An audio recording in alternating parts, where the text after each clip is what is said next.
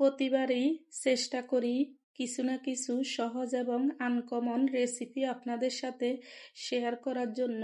তো hello everyone, আসসালামু আলাইকুম।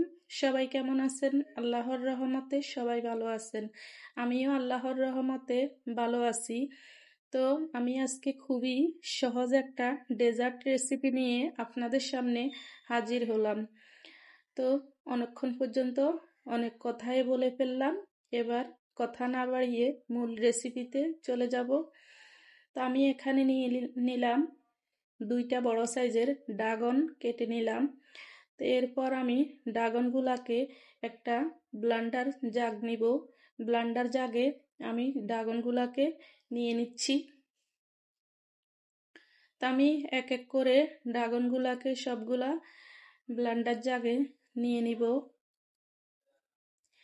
এরপর আমার লাগবে এখানে কিছু কাজু বাদাম। তো আমি এখানে কাজু বাদাম দিয়ে দিলাম। এরপর আমি দিয়ে দিব চিনি। তো চিনি আমি দিয়ে দিচ্ছি এখানে 3 টেবিল চামচ।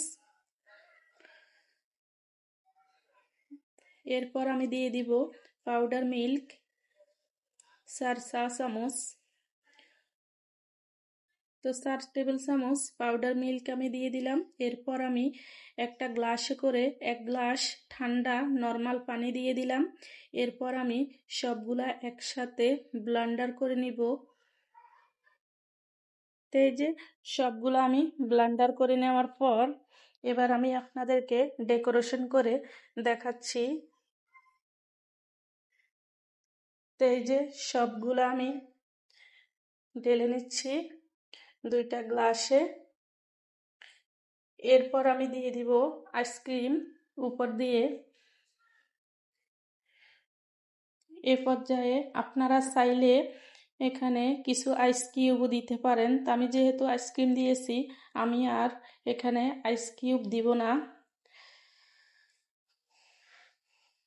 এরপর উপর দিয়ে আমি আবার 2 টুকরো ড্রাগন ফল দিয়ে দিব।